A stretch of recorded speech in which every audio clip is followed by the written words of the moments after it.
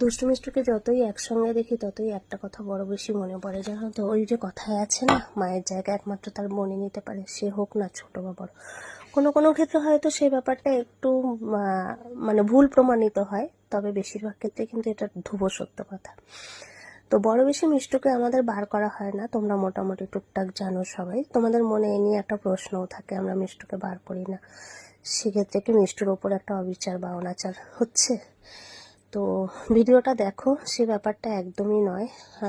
যেহেতু মিষ্টু এখন একটু বড়ও হয়ে গেছে, এটা একটা ব্যাপার একা সামলানো প্রচুর প্রচুর কষ্টের। আর ও বাইরে বেরোলে, ঘরেতেও ভীষণ ভীষণ রকমভাবে ছটফট করে, বাইরে বেরোলে না আরোই অন্যরকম করে। আর যেহেতু মেয়ে, ওকে ট্র্যাকেল করাটাও একটা বাজে ব্যাপার হয়ে যায়। তো আমরা এখানে মোটামুটি 7-8 জন ছিলাম, বড় থেকে বাচ্চা। সবার কিন্তু একটাই ইন্টেনশন ছিল মিষ্টুকে ঠিক রাখা, ওকে কিভাবে ঠিক রাখা যায়। তো যাই হোক, এই যে খুদেগুলোকে দেখতে পাচ্ছ, এই খুদেগুলোও কিন্তু ভীষণ ভীষণ রকমভাবে মানে একদম উঠে পড়ে লেগেছিল দিদিকে কিভাবে ঠিক রাখা যাবে। আর এই যে এনাকে দেখতে পাচ্ছ তো, আমার আর একজন দুষ্টু। তো সে কিন্তু একদম এখন আমার ভরসার একটা জায়গা হয়ে গেছে। কোথাও গেলে পরে, মা তুমি বসো, তুমি আনন্দ করো, আমি মিষ্টুকে সামলাচ্ছি। তো দেখতে পাচ্ছ পুরোটা নিয়ে।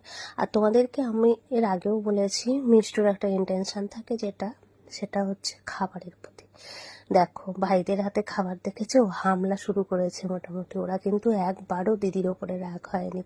আর পুচকেটা তো এখন আমার বাড়িতে যাওয়া আসা করতে করতে বুঝেই গেছে কিভাবে তাকে কোন পরিস্থিতিতে কি মানে কিভাবে মিষ্টুকে সামাল দিতে হয়।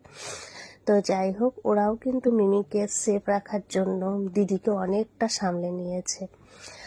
তার মধ্যে আর একটা যেটা ঘটনা ঘটেছে, সেটা হচ্ছে ওখানে একটা সাদা গাড়ি দেখতে পেয়েছো। চাউনিটা দেখো মিষ্টুর, চাউনি দেখলে বুঝতে পারবে।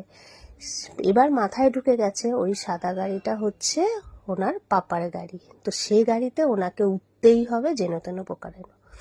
কিছুতেই তাকে টোটোতে বসানো যাচ্ছে না, সে টোটো ভেঙে ফেলে ঠেলে ওই গাড়িতে উঠবার, দেখো দাঁত দিয়ে পারলে আমাদের চিবিয়ে ফেলে, এইরকম একটা ব্যাপার। সে তাকে কিছুতেই রাখা যাচ্ছে না। তার মধ্যে কাকি আবার একটু বিরক্ত করছিল, ব্যাস ওর আরো হয়ে গেছে। তো শেষমেশ গাড়িটা যখন ছেড়ে চলে যায়, ওর রিয়াকশনটা শুধু দেখো। ও কিন্তু নর্মালি টোটো প্রেমী, কিন্তু তাতে হবে না। তো চলো পুরো ভিডিওটা দেখলে তোমরা।